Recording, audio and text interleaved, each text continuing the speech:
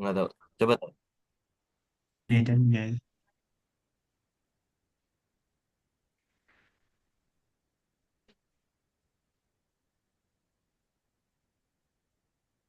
Oke. Assalamualaikum warahmatullahi wabarakatuh. Perkenalkan kami dari kelompok H, tugas mata kuliah Etika AI. Di sini saya Ataim Tina Nukira Hekti Larasati dengan NIM 1030123001183. Yang Muhammad Ardiansyah Pratama dengan NIM 10301230024 3. Dengan saya Muhammad Rafa Putra Hermawan dengan NIM 10301230051. Kami di sini Baik, ingin jadi kami di sini akan mempresentasikan hasil kerja kelompok dari tugas Etika AI kami.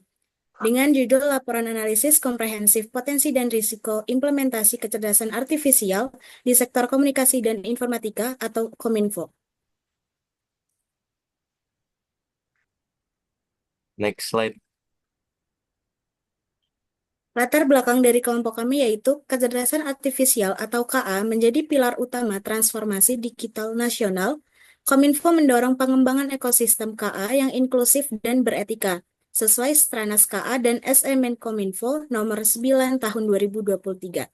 KA membawa dampak signifikan di sektor Kominfo, seperti peningkatan layanan publik, keamanan siber, dan pengelolaan informasi. Namun, potensi ini juga disertai tantangan dan risiko yang harus diantisipasi. Laporan ini menyajikan analisis potensi, risiko, dan rekomendasi strategis untuk penerapan KA yang bertanggung jawab dan berkelanjutan.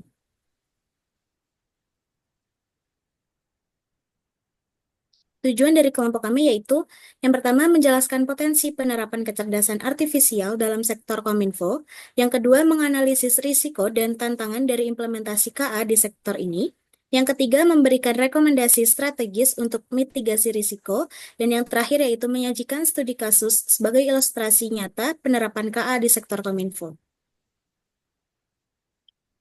potensi implementasi AKA di sektor Kominfo. Yang pertama adalah efisiensi pelayanan publik. KA memungkinkan otomisasi proses rutin seperti pemrosesan data, pengambilan keputusan, serta dapat meningkatkan efisiensi dan pengurangan kesalahan manusia dalam pelayanan publik. Lalu, penguatan ekonomi digital. Integrasi AKA yang diproyeksikan dapat menambah sekitar 366 miliar pada PPDB Indonesia pada tahun 2030, menyoroti potensi ekonomi transformatif pada teknologi tersebut. Yang ketiga, yaitu peningkatan literasi dan talenta digital.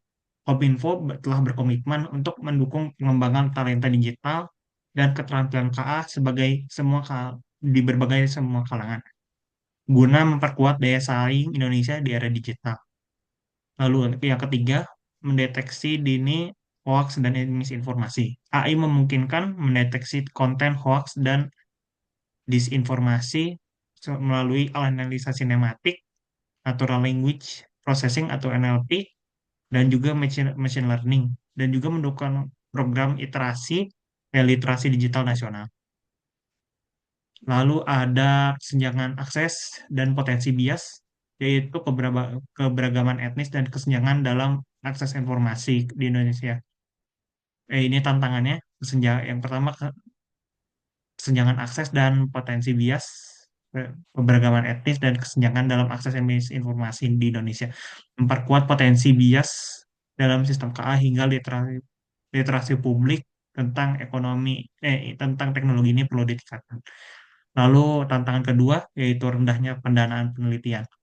Pendanaan penelitian untuk penelitian KA di Indonesia masih relatif rendah dibandingkan dengan negara-negara lainnya yang dapat mempengaruhi pengembangan dan adopsi teknologi ini.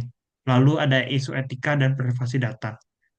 Implementasi KA yang menghadirkan tantangan terkait etika dan privasi data, terutama dalam pengambilan keputusan yang mempengaruhi masyarakat yang luas.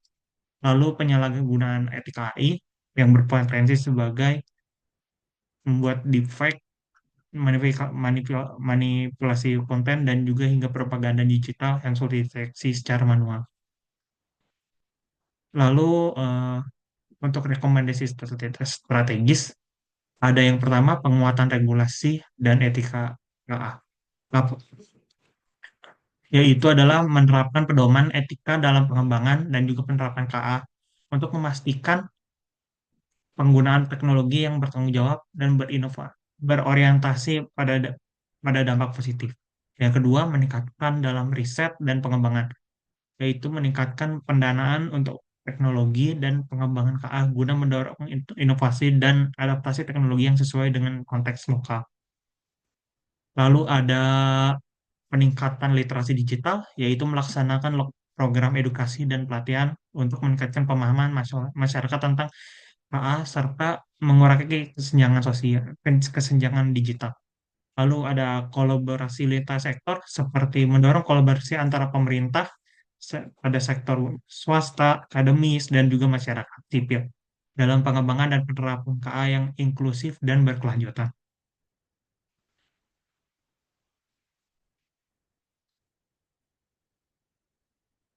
Oke, lanjut ke studi kasus dan contoh implementasi. Salah satu contoh implementasi dari kecerdasan artifisial yang berhasil di sektor Kominfo adalah contohnya Sistem Automatic Identification System atau AIS. AIS digunakan untuk mendeteksi konten negatif secara otomatis di media sosial seperti ujaran kebencian, pornografi, dan hoax yang beredar di internet. Teknologi ini menggunakan NLP atau Natural Language Processing untuk mengidentifikasi konten dengan lebih cepat dan akurat sehingga membantu pemerintah dalam menjaga ruang digital yang lebih sehat dan aman. Lalu, chatbot di Direktorat Jenderal Pajak. Contoh lainnya adalah Direktorat Jenderal Pajak atau DJP yang telah mengembangkan chatbot berbasis kecerdasan artifisial. Chatbot ini melayani pertanyaan wajib pajak secara real time, terutama seputar pelaporan, informasi perpajakan, dan prosedur administrasi. Dengan adanya chatbot, proses pelayanan menjadi lebih cepat dan efisien, karena pertanyaan umum bisa dijawab langsung dengan kecerdasan artifisial. Lalu yang ketiga, ada analisis dampak dan pembelajaran. Dari dua contoh tersebut, ada beberapa pelajaran penting. Pertama, teknologi harus kontekstualisasikan dengan kebutuhan lokal dan karakteristik pengguna. Kedua, pendekatan hybrid menggabungkan peran manusia dan mesin masih sangat relevan, khususnya untuk kasus yang sangat kompleks. Ketiga, penting dilakukan evaluasi berkelanjutan agar sistem tetap adaptif dan tidak usang. Dan yang terakhir, manajemen ekspektasi agar masyarakat memahami batasan teknologi dan tetap merasa terlayani dengan baik. Next slide. Oke, singkat saja, kesimpulannya dari hasil laporan yang telah kami buat, kecerdasan artifisial itu ibaratkan di kayak pisau, kalau dipakai dengan bijak bisa bantu memasak dengan cepat, tapi kalau sembrono itu bisa bahaya. Di sektor Kominfo, teknologi ini sudah terbukti bantu banyak banget hal, dari deteksi konten negatif, menjawab pertanyaan pajak tanpa drama, habis itu eh, dan lain-lain. Tapi tantangannya juga nggak main-main soal akses etika sampai privasi jadi kuncinya. Nah, jadi cara menanggulangi hal tersebut adalah kolaborasi, regulasi yang masuk akal, literasi digital yang makin luas. Kalau kita bisa jaga hal tersebut, kecerdasan artifisial bukan cuma alat yang canggih, tapi bisa jadi teman baik buat masa depan digital Indonesia. Next,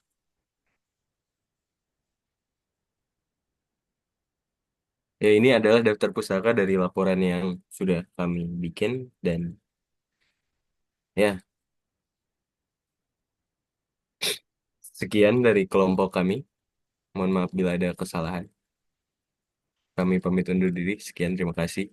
Wassalamualaikum warahmatullahi wabarakatuh.